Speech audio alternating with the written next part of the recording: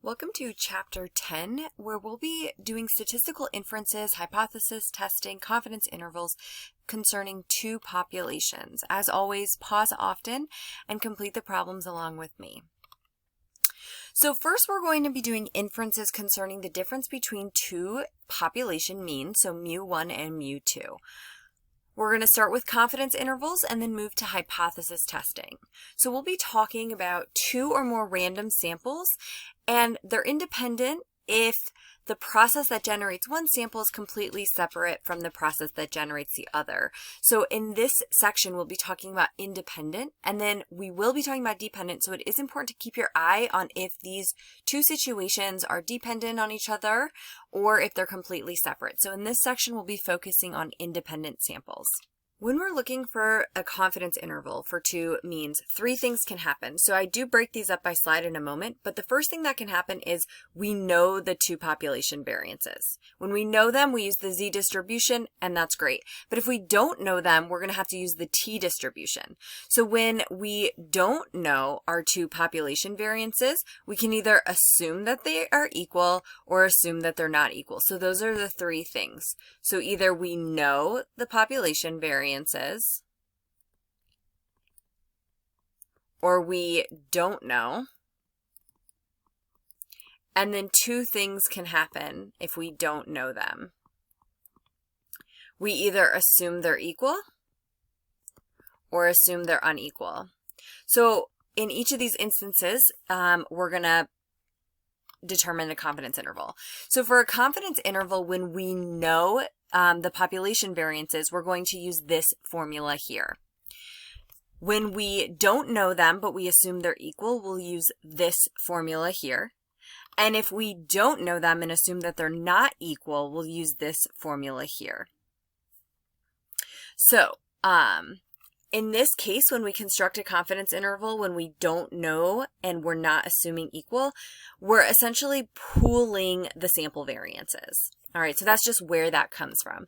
So here are all three, and so just make sure you kind of understand where they come from. Do we know the population variance? Do we not know them, but we assume they're equal? And do we not know them and we do not assume they're equal? So we'll have to take each one as it comes and test for which one we've got going on. So just a reminder here, if you take a look at each of these formulas, they either have that critical Z or that critical T. And so we need to recall kind of how to grab those. So if you've forgotten how to grab your critical Z values or your critical T values, this slide is here to remind you. All right, so let's look at example 1. A consumer advocate analyzes the nicotine content in two brands of cigarettes. A sample of 20 cigarettes of brand A resulted in the following data, and brand B. So we've got the average, sample mean, sample standard deviation, and the total number. So they want us to construct the 95% confidence interval for the difference between the two population means. And we want to assume it's normally distributed and the population variances are unknown but assumed equal. So this is basically telling us which formula we should use. So let's go over here. The population variance is unknown, and we are assuming unequal. Oh, excuse me, we are assuming equal. So we're going to be using this guy right there. So we are assuming equal. So I'm just going to drop the formula right here to help us. All right, so what do we need for this formula and what do we have? So we have X, we have the sample mean for 1 and 2. We need to get this critical value. We can square our, that is our pooled sample. Okay, so we need to grab that. So let's go back to this over here and grab, how the heck do we calculate this guy? We're going to use this formula here. So that's going to help us grab that. And then we've got our N1 and N2. So let's go ahead and let's grab our pooled sample variance here.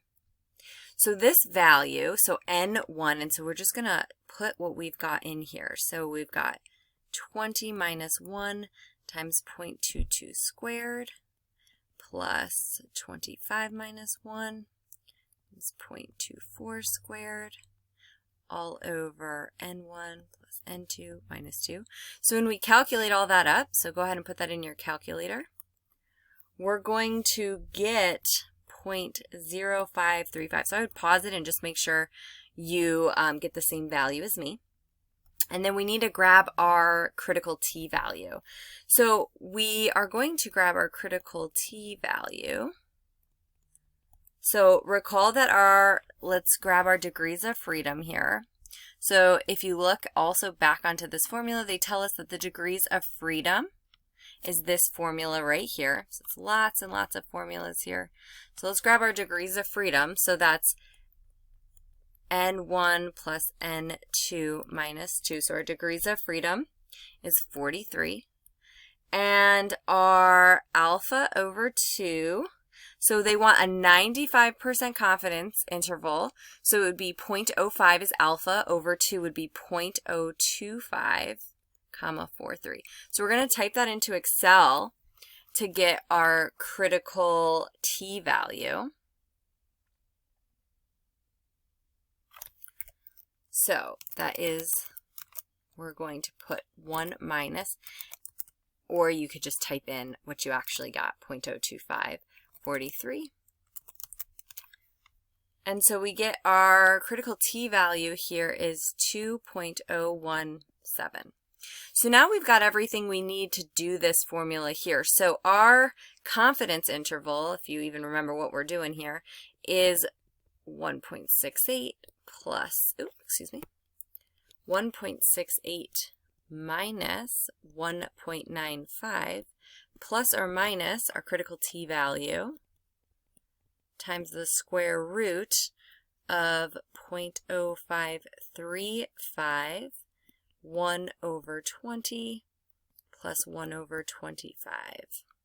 So go ahead and type this portion here into your calculator and then that portion, and we'll do them separately. So when you type that first portion in, you should get negative 0.27 plus or minus about 0.14.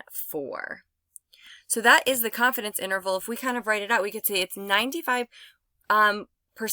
confident that the true mean difference between the two population, or the nicotine content, is between negative 0.41 and negative 0.13. So these two are our answers here. So this is more about all the little pieces and applying it and then interpreting it in. So again here, in other words, we can kind of say it right there. You can see it written out as well. All right, so go ahead and give this one a try. And just be really careful here to make sure you're using the correct formula and the information that you have. So press play when you're ready to see the solution. And there you go. We're going to continue in the next video to talk about how to do hypothesis testing.